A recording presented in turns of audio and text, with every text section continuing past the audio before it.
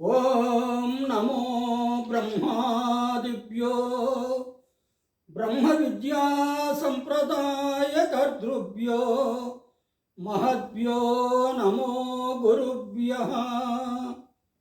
గురుర్బ్రహ్మా గురుర్విష్ణు గురుదేవో మహేశ్వరః. గురుః సాక్షాత్ పరబ్రహ్మ తస్మై శ్రీ గురవే నమః.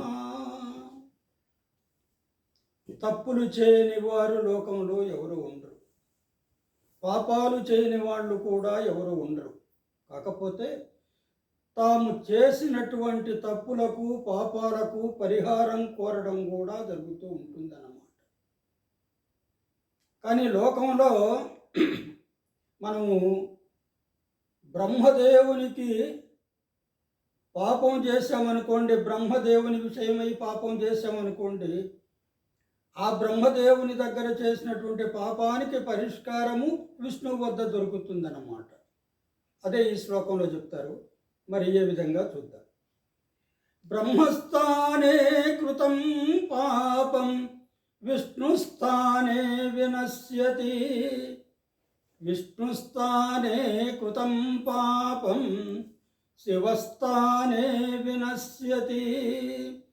శివస్థానే కృతం పాపం గురుస్థానే వినశ్యతి. గురుస్థానే కృతం పాపం నాస్తి స్థానే వినశ్యతి. అంటే ఇక్కడ ఈ శ్లోకంలో సులభంగా అర్థమయ్యేటటువంటివి ఇవన్నీ కూడా. అంటే బ్రహ్మ వద్ద చేసిన పాపం, అంటే బ్రహ్మ వద్ద అంటే ఏంటంటే బ్రహ్మదేవుని విషయమై మనం ఏదైనా పాపం చేస్తే మరి ఆ పాపం పరిహారము విష్ణువును ఆశ్రయిస్తే అది తీరుతుందట, విష్ణువు ద్వారా తీరుతుంది అని. విష్ణు స్థానే కృతం పాపం, మనం సాక్షాత్ శ్రీమన్నారాయణుడైనటువంటి ఆ విష్ణువుకే మనము పాపకార్యం తలపెట్టామనుకోండి, దానిని శివుడు తీరుస్తాడనమాట. అదే చెప్తున్నాడు, విష్ణుస్థానే కృతం పాపం శివస్థానే వినశ్యతి. ఆ విధంగా శివుని దగ్గర పోతుందన్నమాట. శివస్థానే కృతం పాపం గురుస్థానే వినశ్యతి. ఆ పరమశివుని ఎడల మనం పాపం చేస్తుంటే అది మనకు విద్యాబుద్ధులు జ్ఞానాన్ని బోధించినటువంటి గురువు ఉన్నాడు చూడండి. ఆ గురువును ఆశ్రయించి, మహానుభావ నేను ఆ పరమశివుని ఎడల పాపాలను చేశాను, పరిహారం చెప్పండి అంటే గురువు పరిహారం చెప్తాడన్నమాట. గురుస్థానే కృతం పాపం నాస్తి స్థానే వినశ్యతి.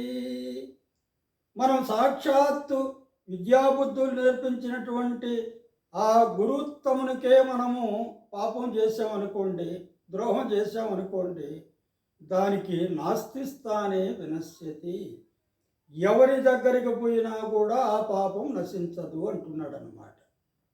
అంటే ఇక్కడ మనము గురువు వద్ద తప్పు చేసినా, ఆయనకు ద్రోహం తలపెట్టినా అందుకు ఎక్కడా పరిహారం లేదు అని తాత్పర్యం అన్నమాట. మరి నిష్కర్షగా చెప్పవలసి వచ్చింది ఏమిటంటే, నా గురోహ పరం దైవతం అని, అంటే గురువుని మించిన దైవం లేడు అని చెప్పడం అన్నమాట. అందువల్ల మనం అందుకని గురువును మన బ్రహ్మ విష్ణు శివస్వరూపాలతో చెప్తూ ఉంటాం. గురు బ్రహ్మ గురుర్విష్ణు గురుర్దేవో మహేశ్వర అని త్రిమూర్తి యొక్క అవతారంగా గురువుని చెప్తాం అన్నమాట.